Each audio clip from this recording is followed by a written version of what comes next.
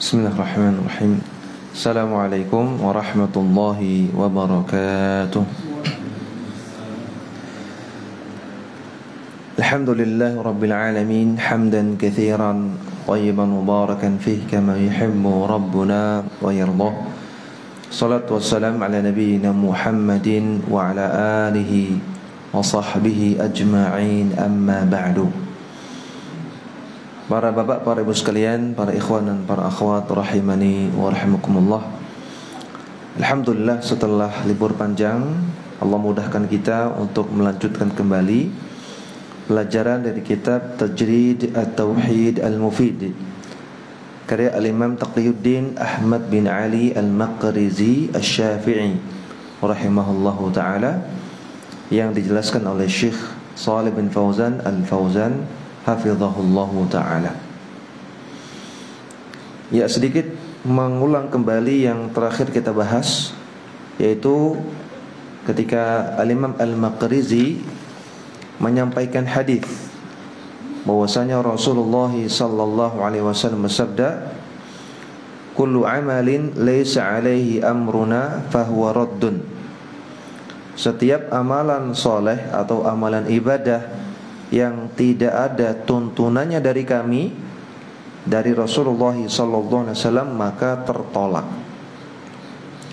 Kemudian kata beliau, kata Al-Imam Al-Maqrizi rahimahullah, beliau mengatakan, wa kullu amalin bila mutaba'atin, maka setiap amal ibadah tanpa mengikuti tuntunan Rasulullah, fa innahu la yazidu amilahu illa bu'dan minallahi ta'ala, maka amalan tersebut tidak menambahkan kepada pelakunya, kepada pengamalnya, kecuali tambah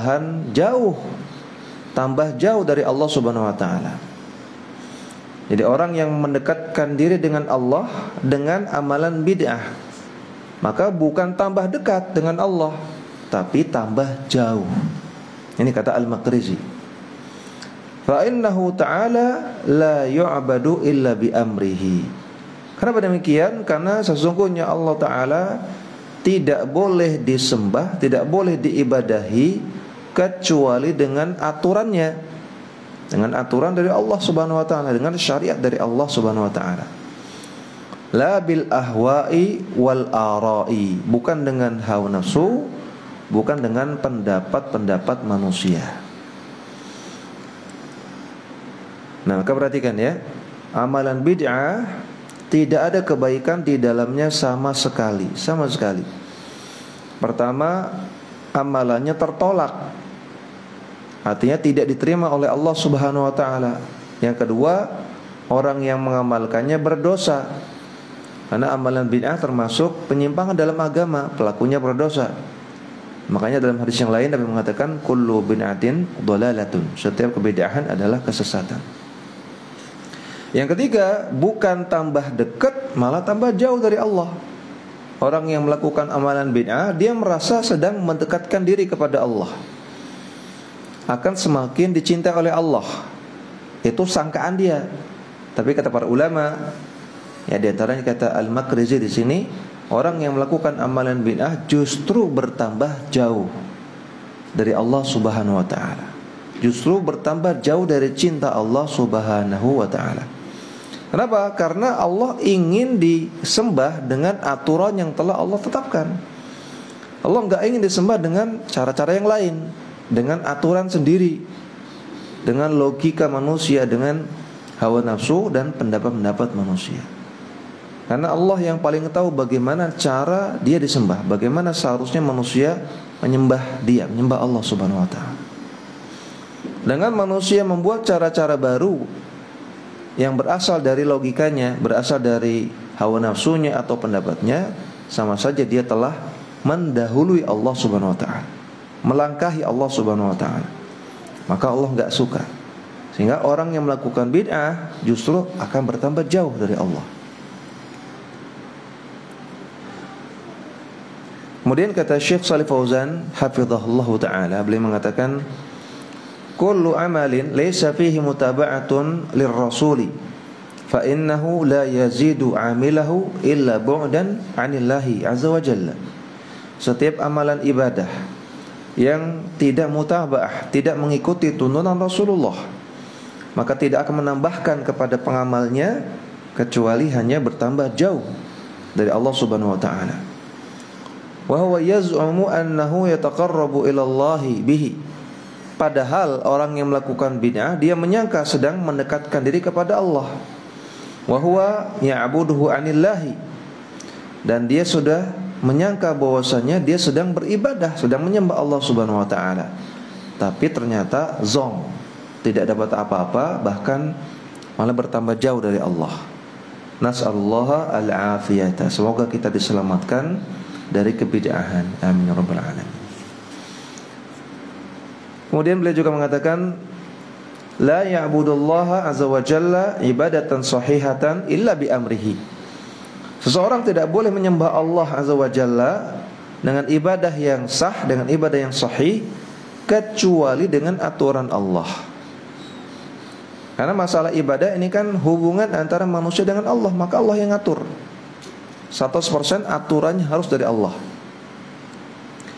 Kalau hubungan antara manusia dengan manusia, manusia dengan makhluk, maka Allah atur sebagian perkara tersebut, sebagiannya Allah serahkan kepada manusia.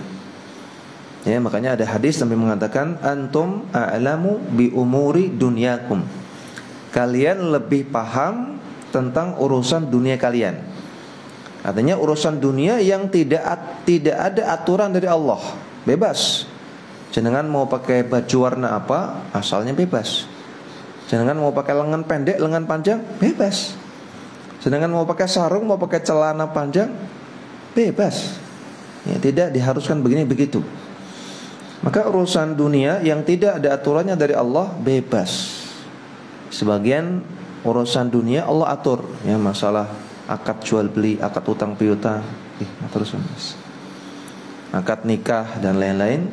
Sebagiannya Allah atur, sebagiannya Allah serahkan kepada manusia. Ini urusan dunia. Adapun urusan agama, urusan ibadah, urusan akhirat 100% diserahkan kepada Allah.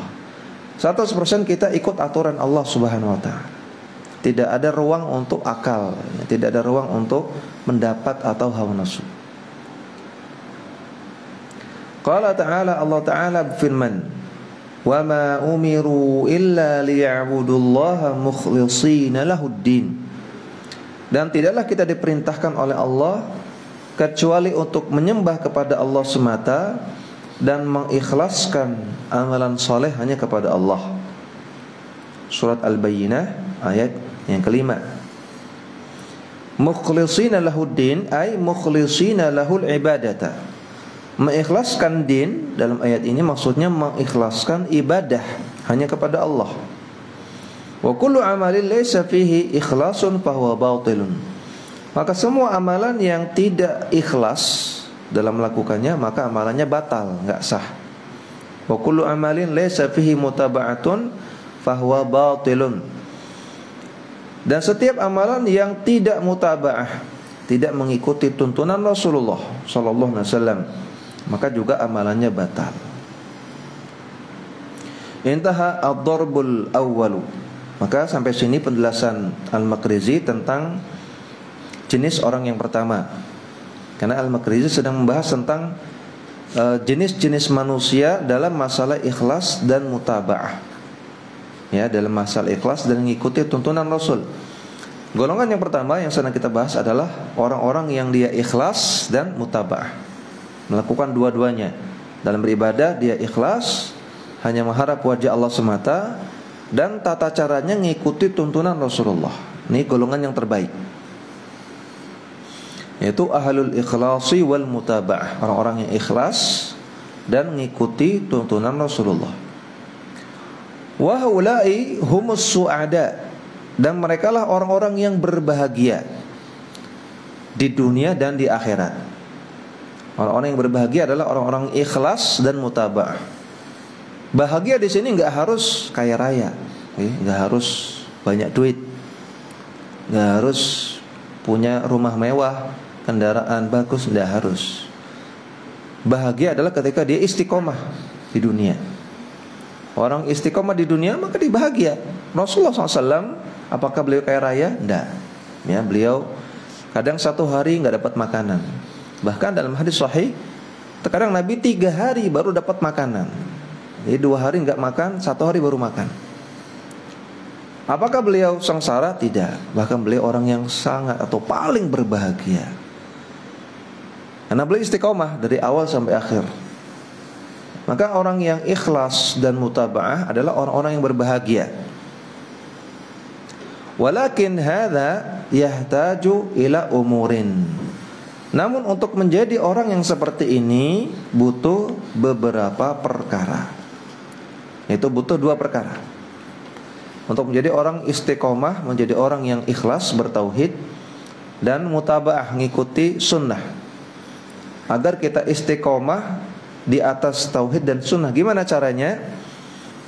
Kata beliau butuh 2. Awalan, yang pertama, yahtaju ila ilmin, butuh kepada ilmu. Wa yata'allamul insanu, dan butuh terus menerus belajar. Butuh ilmu, dan ilmu ini dibutuhkan bukan hanya sekali 2 kali, tapi butuh terus menerus belajar. Maka supaya kita istiqomah di atas tauhid dan di atas sunnah harus mau terus menerus belajar. Harus terus menerus, nggak boleh cuman saya dulu pernah ngaji. Nggak cukup kalau cuman pernah, ya.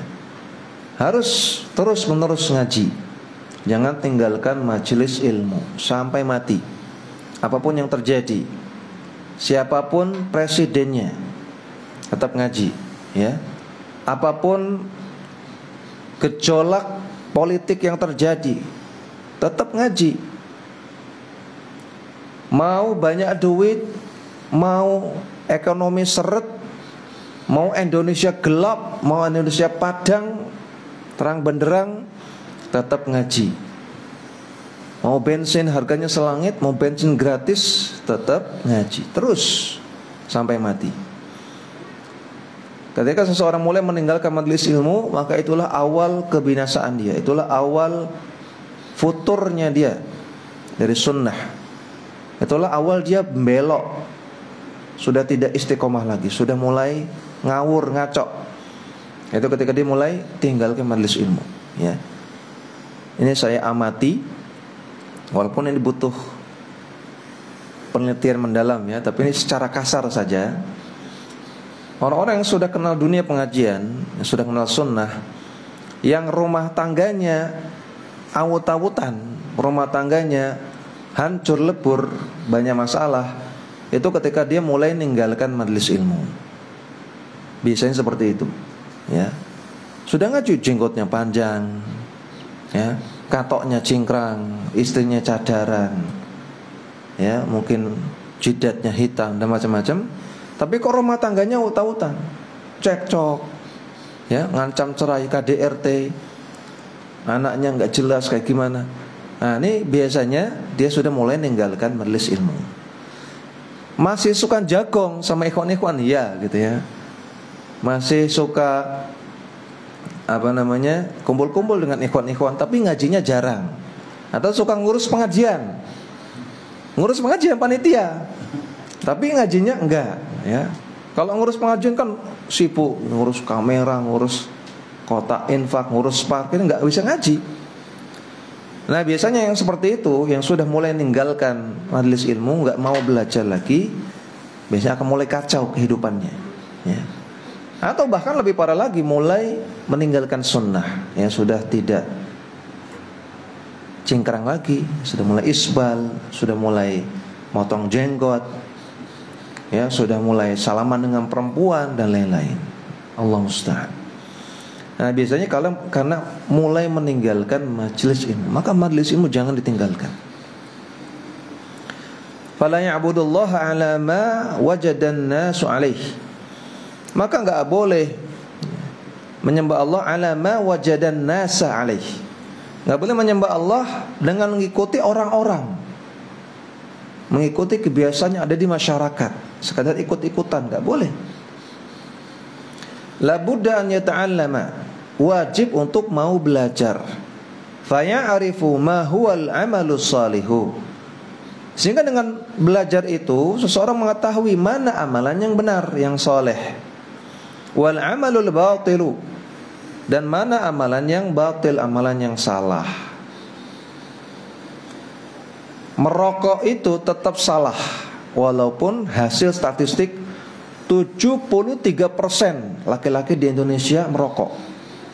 Walaupun mayoritas laki-laki ngerokok, yang nggak ngerokok minoritas, sedikit, langka gitu. Maka tetap saja merokok itu salah. Silakan tanya sama Pak dokter manapun, mengatakan rokok itu nggak baik, nggak benar, berbahaya. Ijma ahli kesehatan, ya, bahwasanya rokok itu nggak baik. Maka kalau orang itu belajar, dia kan tahu, oh rokok itu salah, walaupun orang-orang kebanyakan melakukannya. Fal ilmu awwalu syai', maka ilmu ini adalah modal pertama untuk bisa istiqomah. Allah Subhanahu wa taala mengatakan fa'lam annahu la ilaha illahu, fa'lam annahu la ilaha illallah wastaghfir li dzambika. Fa'lam, ketahuilah atau ilmuilah, annahu la ilaha illallah, bahwasanya tidak ada sesembahan yang berhak disembah kecuali Allah, wastaghfir li dzambika. Setelah itu mintalah ampunan kepada Allah atas dosa-dosamu. Walil mu'minina wal mu'minat, dan mintakan ampunan untuk orang beriman laki-laki dan orang beriman perempuan. Allahu ya'lamu mutaqallabakum wa mathwaakum, dan Allah Maha mengetahui kemana kalian akan berbalik dan kemana kalian akan kembali. Surat Muhammad ayat 19. Maka perhatikan, ayat ini sering dijadikan dalil oleh para ulama untuk mengatakan al-ilmu qoblal qawli wal amal. Al-ilmu qoblal qawli wal amal. Ilmu harus ada dulu sebelum berkata dan berbuat. Ilmu harus ada dulu, modal pertama, sebelum yang lain-lainnya. Dalilnya ayat ini. Dari mana sisi pendalilannya? Karena di sini Allah Subhanahu wa taala mengatakan fa'lam di awal ayat. Ilmuilah. Fa'lam. Ya, i'lam itu kan fi'il amr, ya, dalam bahasa Arab fi'il amr menunjukkan perintah. Dari fi'il madhi alima ya'lamu. Alima ya'lamu artinya mengilmui. Maka fa'lam ini maknanya ilmuilah. Ilmuilah. Ilmu dulu, setelah itu baru annahu la ilaha illallah, bahwasanya tidak ada sesembahan yang berhak disembah kecuali Allah. La ilaha illallah ini ucapan atau perbuatan atau keyakinan, ucapan, qaul, ya. Al ilmu qoblal qaul. Fa'lam itu ilmu, la ilaha illallah itu qaul, wastaghfir li dzambika, dan mintalah ampunan atas dosa-dosamu. Ini amal, perbuatan. Maka diambil istimbat oleh para ulama, al-ilmu qabl qaul wal amal. Al-ilmu itu dari kata-kata fa'lam, qablal qaul, qaul dari kata-kata la ilaha illallah, wal amal, amal dari kata-kata wastaghfir li dzambik. Maka ilmu harus ada. Ilmu adalah modal pertama untuk bisa istiqomah. Enggak mungkin orang bisa istiqomah tanpa ilmu. Enggak mungkin orang bisa istiqomah tanpa ilmu. Tapi ada, Ustaz, orang sampai meninggal enggak sesat, padahal dia orang awam. Ya ada, tapi sedikit. Orang sampai meninggal enggak sesat, alhamdulillah. Ya, kita senang dengan orang seperti itu, walaupun dia orang awam. Tapi sedikit. Kebanyakannya orang bisa istiqomah karena ilmu, karena punya modal ilmu. Ya, makanya sering saya gambarkan bahwasanya orang yang mau belajar itu bagaikan orang yang jalannya jauh dari pinggir jurang. Jalannya jauh dari pinggir jurang. Orang yang mau belajar, mau nuntut ilmu, dia jalan jauh dari pinggir jurang. Maka sangat kecil kemungkinan dia jatuh. Walaupun kadang-kadang ada juga yang jatuh. Dia kena angin atau tanahnya longsor, dia jatuh juga. Sedangkan orang yang nggak mau belajar, orang awam, nggak mau belajar, nggak mau ngaji, itu sama seperti orang yang berjalan di pinggir jurang. Jalannya di pinggir jurang, yang kemungkinan besar rawan untuk dia untuk kepleset jatuh ke jurang. Walaupun kadang-kadang ada yang selamat. Ada nggak orang jalan di pinggir jurang selamat? Ya ada. Tapi kan kadang-kadang ya. Dan itu tidak kita inginkan. Itu bahaya. Maka ada orang awam sampai mati selamat, nggak sesat, nggak menyimpang, nggak kafir, nggak syirik, ada. Tapi langka. Nah, maka kalau ingin istiqomah di atas sunnah, di atas tauhid, harus menuntut ilmu. Amma idza kana jahilan faqad yaghtarru bi'amalin nas. Adapun kalau orang itu jahil, enggak punya ilmu, enggak mau ngaji lagi, enggak mau belajar, enggak mau baca, maka dia akan tertipu oleh amalan manusia. Ya. Kenapa kamu melakukan itu? Wah, orang-orang semuanya kayak gini, Ustaz. Nah, dalilnya adalah amalan orang-orang, amalan orang banyak. Masyarakat Sundawa ya kayak gini biasanya lah, biasanya. Kenapa kok kamu seperti itu? Lah wong Ustadz Fulan juga melakukan. Dalilnya Ustadz Fulan. Kenapa kok kamu dangdutan Islami? Kiai Haji Fulan juga dangdutan Islami. Wah. Dalilnya Kiai Haji Fulan. Maka tertipu oleh amalan orang. Amal orang bukan dalil, bukan alasan sesuatu itu benar atau salah. Karena orang bisa salah. Wa yuti'u du'atad dhalali. Kalau orang itu jahil, gak mau ngaji, gak mau menuntut ilmu, dia akan taat kepada dai-dai yang mengajak kepada kesesatan. Ya. Yang lagi viral ini Walid. Tahu Walid? Ya, digambarkan di sebuah film Malaysia. Saya nggak nonton ya. Ini cuma dari kilasan cuplikan saja gitu ya. Bahwasanya ada sekte sesat ya, yang dipimpin oleh seorang yang dianggap wali. Nah, disebutnya Walid gitu ya, disebutnya Walid. Disuruh zikir begini, manut. Disuruh lakukan amalan itu, manut. Disuruh minum air cucian kaki dia, manut. Nah, disuruh melakukan itu, melakukan hubungan intim sama dia padahal bukan mahram, manut. Ya, dicabuli, manut. Kenapa? Karena orang nggak punya ilmu. Orang nggak punya ilmu akan yuti'u du'atad dhalal, akan taat kepada dai-dai yang ngajak kepada kesesatan. Ya, apalagi walidnya di situ jenggot panjang, pakai sorban, pakai gamis. Ya, saya bukan walid ya.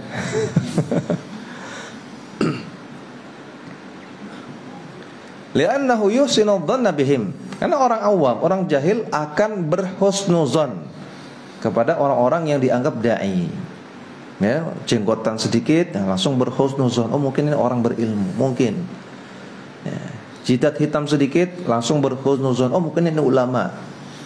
Pakai gamis, pakai sorban, langsung berhusnuzon. Wah, ini mungkin ulama, mungkin orang soleh dan lain. Ini kebiasaan orang awam.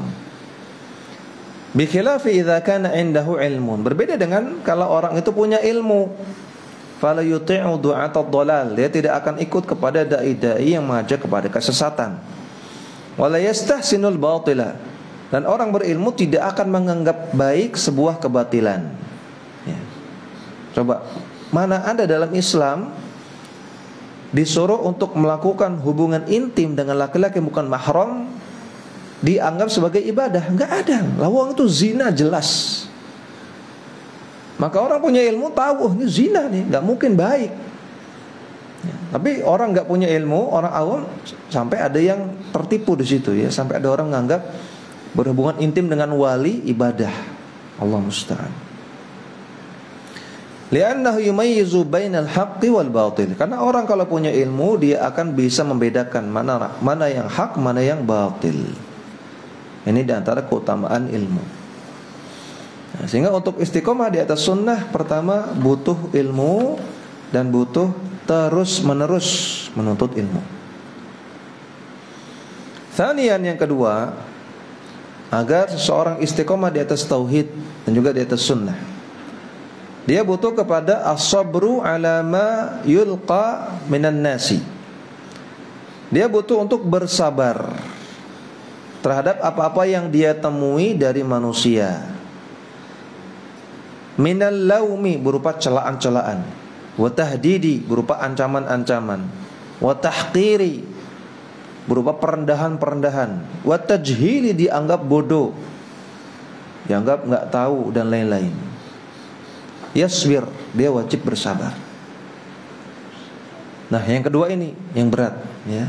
Ketika seseorang di atas sunnah, maka dia wajib bersabar.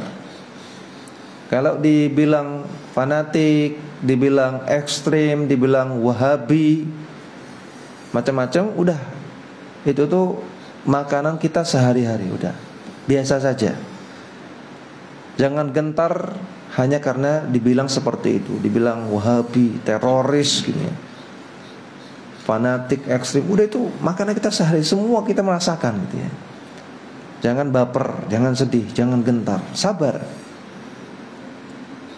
Dikucilkan oleh warga misalnya, ya mudah-mudahan enggak, misalnya, sabar. Beda sendiri, yang lain melakukan bid'ah, jenengan enggak melakukan sendiri, enggak masalah. Di masjid orang melakukan zikir-zikir bid'ah, jenengan sendiri enggak melakukan, kemudian dirasani, dibilang aneh, dibilang ini itu, sabar, sabar. Keluarga besar di kampung, mereka melakukan amalan bid'ah, perayaan kematian, hari peringatan kematian, 7 hari, 21 hari, 40 hari, 100 hari. Jenengan sendiri enggak melakukan di keluarga, pasti dirasani, pasti dibilang enggak berbakti, dibilang enggak menyambung silaturahmi, oh macam-macam lah. Sabar, sabar.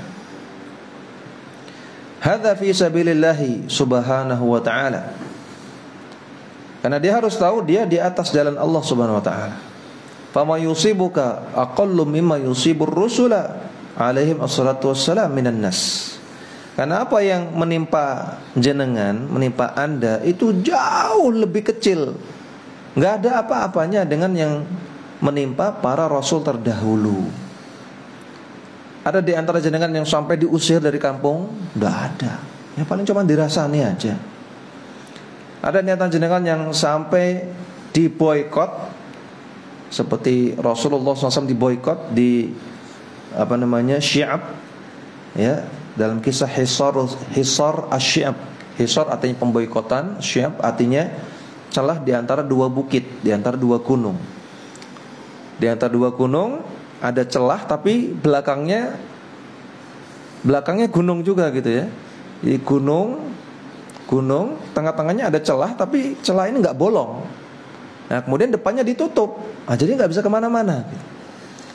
Nabi dan para sahabat dahulu mengalami itu. Artinya nggak boleh beli makanan, nggak boleh cari makanan, nggak boleh menerima makanan, nggak boleh menerima bantuan apa-apa.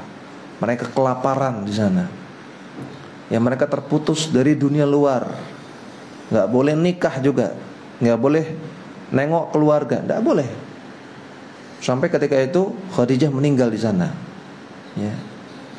Kita tidak merasakan itu. Apa yang kita alami masih jauh lebih ringan daripada itu. Kemudian mereka diusir dari Mekah, harus pindah ke Madinah, nggak bawa apa-apa, ya nggak bawa uang, nggak bawa sertifikat tanah, nggak bawa kendaraan, nggak bawa baju yang banyak, nggak bawa emas permata, nggak. Sampai Madinah blank, nggak punya apa-apa. Kita kan nggak seperti itu, ya. Sedangkan paling kalau dirasani sama warga, ya sering dicela, caci maki sama warga, paling jenengan pindah kontrakan, ya kan? Masih punya motor, masih punya tabungan, wah enak.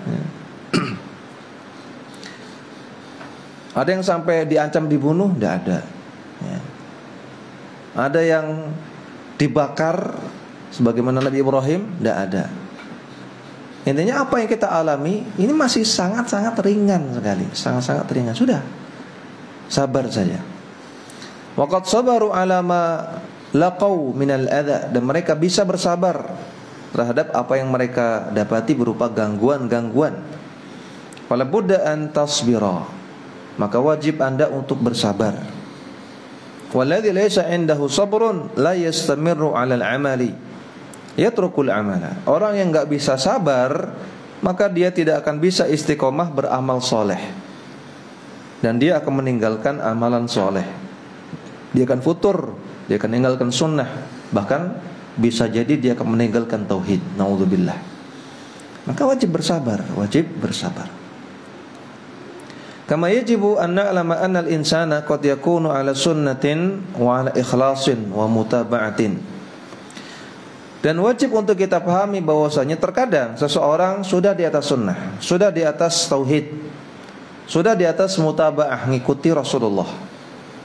Walakin ya'tihi syaitan wa yaqulu lahu, namun setan datang kepadanya dan setan mengatakan, hadza amalun qalil, zawid. Hei fulan, amalan kamu ini masih sedikit, kurang, ayo tambah. Hatta tasyaqqa 'ala nafsika. Maka karena dibisiki setan seperti itu, atau zawid hatta tasyaqqa 'ala nafsika, tambah amalanmu sampai kamu merasa berat melakukannya. Nah, jadi setan membisikkan orang yang sudah di atas sunnah untuk apa? Untuk berlebih-lebihan, untuk gulu. Ya, pakai gamis bagus, karena Nabi SAW paling suka pakai gamis. Dalam hadis riwayat Bukhari, Aisyah mengatakan, inna ahabbath thiyab inda Rasulillah sallallahu alaihi wasallam al-qamisu. Pakaian yang paling Nabi sukai adalah gamis. Seperti yang saya pakai ini ya, gamis. Maka gamis bagus, Nabi cinta, Nabi suka. Kemudian pakai gamis juga lebih sempurna menutup aurat. Itu niat kita. Kita pakai gamis, niatnya selain untuk mencintai apa yang Nabi cintai, juga untuk sempurna menutup aurat. Nggak kelihatan bentuk, mohon maaf, bokongnya, kelihatan bentuk pahanya gitu ya. Lebih sempurna. Tapi tidak harus pakai gamis, tidak harus. Dan juga tidak harus orang itu ngikuti sunnah harus pakai gamis. Kalau nggak pakai gamis nggak ikuti sunnah gitu. Tidak. Nah, setan membisikkan kepada orang-orang yang ikut sunnah untuk berlebihan dalam pakai gamis, sehingga dia berkeyakinan orang yang pakai gamis itulah yang nyunnah, yang nggak pakai gamis wah nggak nyunnah itu. Ahlul bid'ah misalnya, wah ini sudah mulai terkena bisikan setan ya, berlebihan dalam masalah pakai gamis.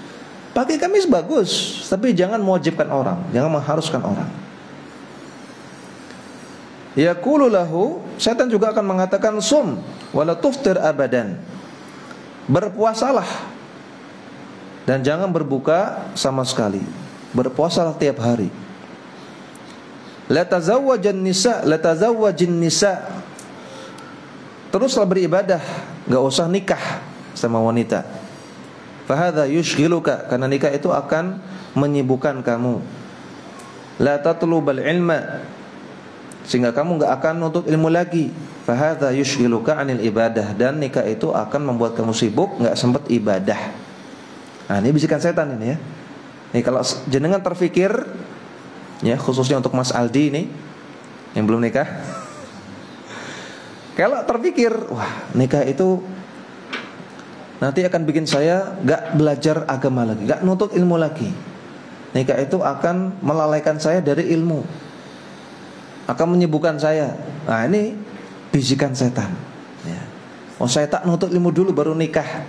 Ini bisikan setan ya. Kata Syekh Muhammad Utsaimin, ini bisikan setan. Orang yang menunda nikah karena alasan nuntut ilmu, itu bisikan setan. Yang nyuruh nuntut ilmu siapa? Rasulullah. Yang nyuruh nikah siapa? Rasulullah juga. Maka lakukan dua-duanya. Ya, nggak mungkin Rasulullah menyuruh dua hal yang bertentangan. Fayastahsinu hadza, maka orang yang dibisiki itu merasa apa yang dibisikkan oleh setan itu bagus. Kama fi hadits alladzi ja'u yas'alu an amalin nabi sallallahu alaihi wasallam wa hum minas sahabati. Sebagaimana dalam hadis tentang ada 3 orang yang datang ke rumah Nabi untuk bertanya tentang amalan Nabi. Padahal mereka sahabat Nabi. Ka'annahum taqallu amalan Rasul. Dan mereka seakan-akan menganggap remeh, menganggap kecil amalan Rasul. Mereka mengatakan, wa aina nahnu minan Nabi sallallahu alaihi wasallam qad ghufirallahu lahu ma taqaddama min dhanbihi wa ma ta'akhkhar. Apa kita dibandingkan dengan Rasulullah? Rasulullah itu sudah diampuni dosa-dosanya yang telah lalu maupun yang akan datang. Ai fa huwa qalilul amal. Maksudnya amalan yang Nabi lakukan ini sedikit. Kita butuh lebih banyak. Li'annahu maghfurun lahu. Rasulullah diampuni dosa-dosanya, kita tidak. Amma nahnu bihajatin ila ziyadah. Kalau kita, maka kita butuh tambahan. Lihat ya betapa halusnya bisikan setan mengajak manusia untuk melakukan kebidahan. Itu kan Rasulullah. Kita enggak harus ikut Rasulullah. Rasulullah kan sudah diampuni dosa-dosanya. Rasulullah kan pasti masuk surga. Kalau kita kan enggak mesti. Maka kita enggak harus sama dengan Rasulullah. Kita harus lebih dari Rasulullah. Nah, ini syubhat pelaku bid'ah. Ya, ketika kita nasihatkan, kamu jangan berzikir kecuali zikir-zikir yang Nabi ajarkan. Maka orang-orang yang suka zikir bidah mengatakan, ya, zikir kita tidak harus sama dengan zikir Rasulullah, kata mereka. Rasulullah kan sudah diampuni dosa-dosanya. Rasulullah kan pasti masuk surga. Kalau kita kan enggak mesti. Belum tentu masuk surga, belum tentu diampuni. Maka zikir kita harus lebih dari zikir Rasulullah. Masuk logika enggak? Masuk. Masuk Pak Eko. Ini dari setan ini. Ini bisikan setan. Setan membisikkan, ayo tambah. Kamu tuh masih kurang. Enggak harus sama dengan Rasulullah. Rasulullah sudah diampuni, Rasulullah masuk surga, kamu enggak. Ayo tambah lagi. Nah, sehingga mereka mengatakan, amma ana fa ini usallil laila abadan. Adapun saya, maka saya tidak akan saya akan terus menerus salat malam. Saya tidak akan tidur. Wa qala al-akhar, yang kedua mengatakan, ana asumud dahra wa la uftir. Saya akan puasa terus menerus, tidak akan berbuka. Yang ketiga mengatakan, ana a'tazilun nisa fala atazawwaju abadan. Saya akan tinggalkan para wanita, saya tidak akan menikah selamanya. Hadis sahih riwayat Al-Bukhari. Wa fi riwayatin, dalam riwayat yang lain ada tambahan. Sebagian mereka mengatakan, la akulul lahma. Adapun saya tidak akan makan daging. Saya akan makan sayur mayur terus. Ini hadis sahih riwayat Muslim, tambahannya sahih ya, riwayat Muslim. Maka dari sini para ulama melarang jadi veggie, jadi vegetarian, nggak boleh. Ya. Kalau jenengan nggak suka beberapa jenis lauk, daging, nggak masalah. Kalau masalah selera ya. Tapi kalau jenengan meyakini daging itu nggak baik, semua daging nggak baik, atau semua daging haram, saya hanya akan makan sayuran, maka ini nggak boleh. Ini sebagaimana ada dalam hadis ini ya, tentang orang-orang yang gulu. Dia mengatakan, la akulul lahma abadan. Saya nggak akan makan daging selama-lamanya. Ini termasuk gulu, berlebih-lebihan, dan termasuk bisikan setan.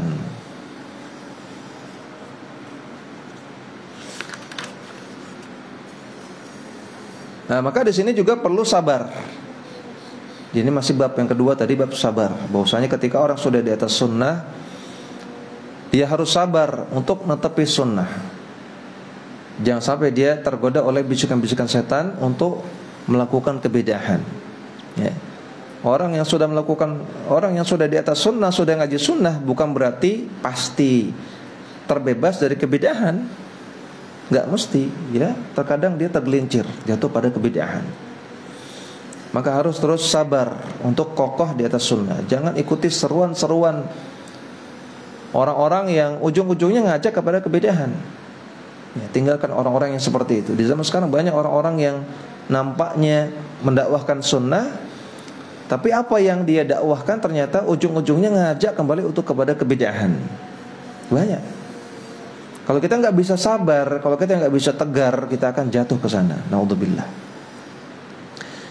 Maka dua hal dibutuhkan kalau ingin istiqomah di atas sunnah. Yang pertama adalah ilmu, ya, dan terus menerus mempelajari ilmu. Yang kedua butuh untuk sabar. Butuh untuk sabar.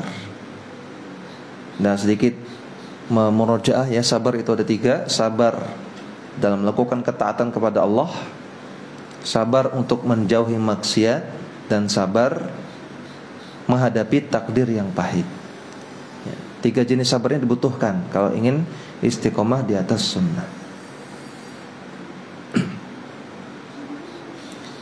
Ada pertanyaan menarik datang kepada saya. Seorang akhwat sudah sepuh, dia meyakini wajibnya pakai cadar. Meyakini wajibnya pakai cadar, nutup wajah. Kemudian mengisi waktu di masa tua dia mengajar tajwid, mengajar baca Quran. Tapi dia mengajar di tempat yang jauh, harus naik KRL, naik kereta. Dia mengatakan, boleh gak Ustaz saya buka cadar supaya di KRL orang-orang tahu saya sudah sepuh, sehingga saya dikasih duduk.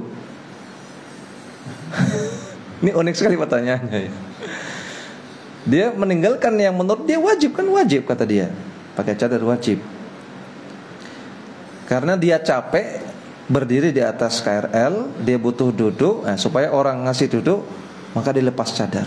Nah, ini contoh nggak bisa sabar, nggak bisa sabar gitu ya. Sabar sedikit, ya, sabar sedikit. Kalau memang jenengan punya tekad yang kuat untuk mengajarkan Quran, mengajarkan ilmu, ya sudah, hadapi itu.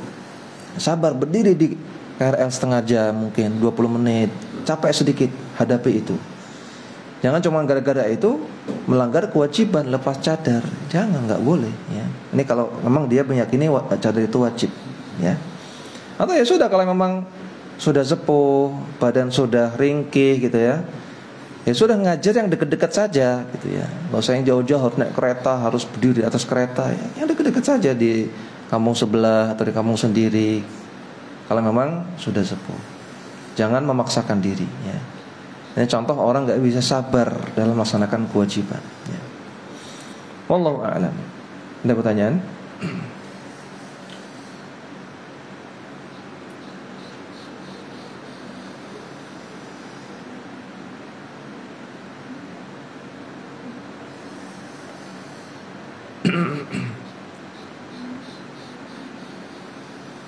Mas Aldi, pertanyaan?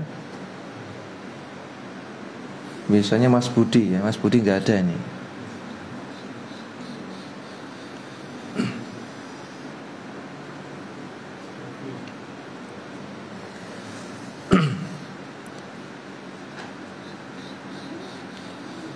Bagaimana cara untuk mengetahui seseorang itu ulama beneran atau ulama yang mengajak kepada kesesatan, ya.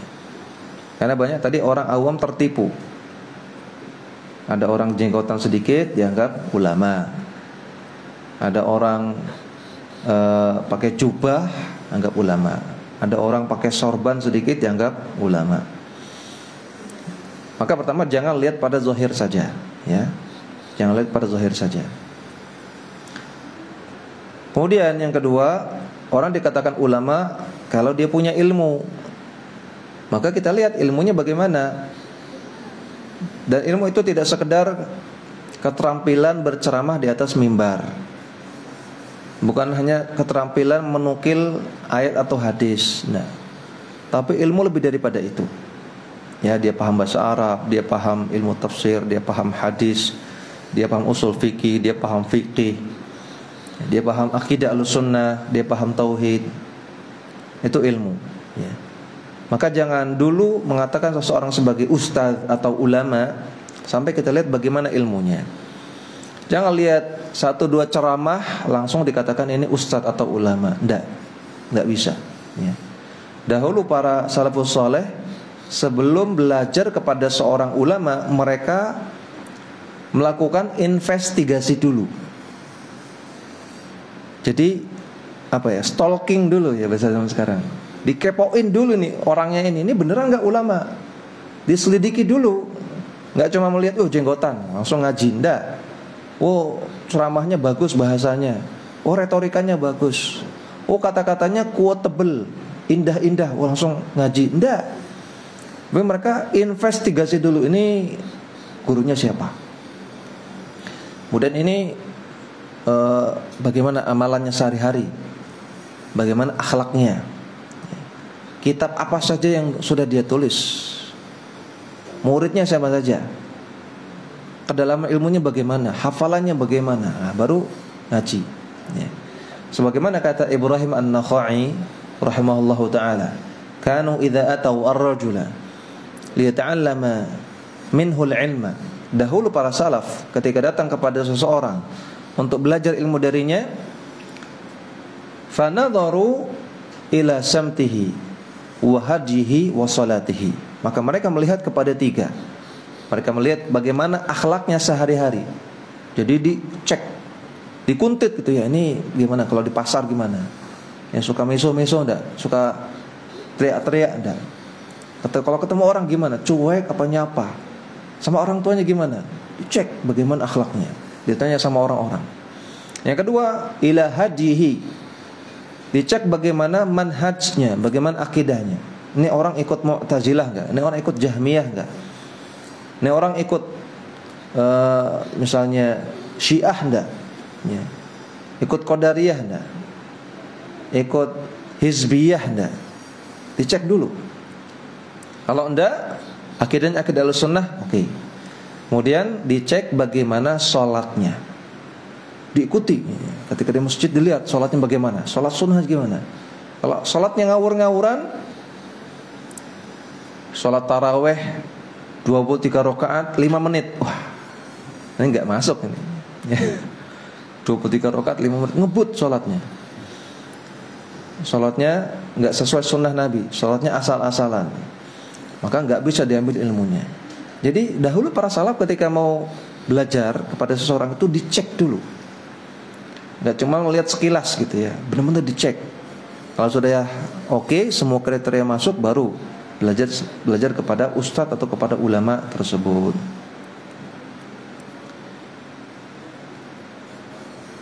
Kalau nggak bisa ngecek, waduh Ustaz, saya sibuk Ustaz kerja, ya boro-boro ngecek seperti itu Ustaz. Bisa ngaji aja alhamdulillah ya. Masa saya harus nguntit kemana Ustaz ini pergi? Gak sempet Ustaz. Ya sudah, kalau jenengan nggak bisa ngecek seperti itu, maka tanya kepada ustadz lain, tanya kepada ulama lain yang jenengan percayai. Se-Jogja ini ustadz yang jenengan percaya siapa? Misalnya Ustadz Afifi gitu ya. Ustadz Afifi Abdul Wadid hafizahullah ta'ala.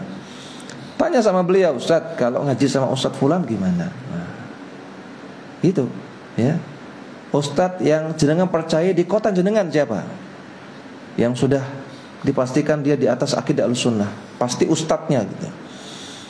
Maka tanya sama ustadz tersebut, gimana kalau saya nuntut ilmu kepada ustadz fulan? Ustadz fulan ulama atau bukan? Ustadz atau bukan? Seperti itu caranya. Ya, kalau orang pakai metode seperti ini, nggak akan dia percaya sama walid, ya, nggak akan percaya sama wali-wali gadungan, orang-orang yang mengajak kepada kesesatan. Ya, ini mesti kita sampaikan. Mudah-mudahan apa yang kita pelajari pada kesempatan kali ini bermanfaat dan bisa kita amalkan dalam kehidupan sehari-hari. Sallallahu ala nabiyina Muhammadin wa ala alihi wa sahbihi wasallam. Wa akhiru da'wana anil hamdulillahi rabbil alamin. Subhanakallahumma wa bihamdika asyhadu an la ilaha illa anta astaghfiruka wa atubu ilaik.